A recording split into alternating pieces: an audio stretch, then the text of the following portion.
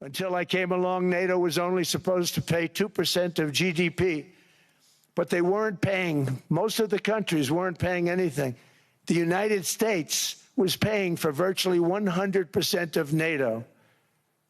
And I got that stopped. I said, that's not fair. But then, more importantly, I got NATO to pay 5%, and now they were paying, and now they are paying. So something nobody said was possible. They said, we will never go up higher than 2%. But they went to 5%, and now they're paying the 5. They didn't pay the 2, and now they're paying the 5. And they're stronger for it, and they have an excellent, by the way, Secretary General, who's possibly in the room. Mark, are you here? Yes, he's here. Hello, Mark. We never asked for anything, and we never got anything. We probably won't get anything unless I decide to use excessive strength and force where we would be, frankly, unstoppable. But I won't do that. Okay? Now everyone's saying, oh, good. That's probably the biggest statement I made, because people thought I would use force. I don't have to use force. I don't want to use force. I won't use force.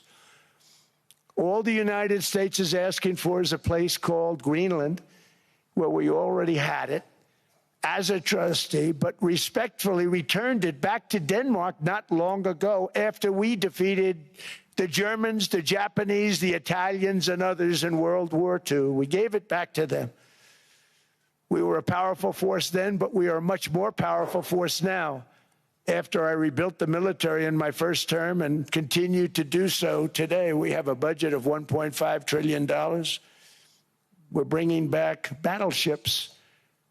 The battleship is 100 times more powerful than the great battleships you saw in World War II, those great, big, gorgeous ships, the Missouri, the Iowa, the Alabama. Because I thought maybe we could take them out of mothballs. They said, no, sir, these ships are 100, think of that, 100 times more powerful than those big, magnificent pieces of art that you saw so many times ago, that you still see on television. You say, wow, what a force. 100 times, each ship 100 times more powerful than the big battleships of the past. So that was the end of the mothball story. So what we have gotten out of NATO is nothing except to protect Europe from the Soviet Union and now Russia. I mean, we've helped them for so many years. We've never gotten anything, except we pay for NATO. And we paid for many years until I came along. We paid for, in my opinion, 100% of NATO because they weren't paying their bills. And all we're asking for is to get Greenland, including right title and ownership, because you need the ownership to defend it. You can't defend it on a lease. Number one, legally it's not defensible that way, totally.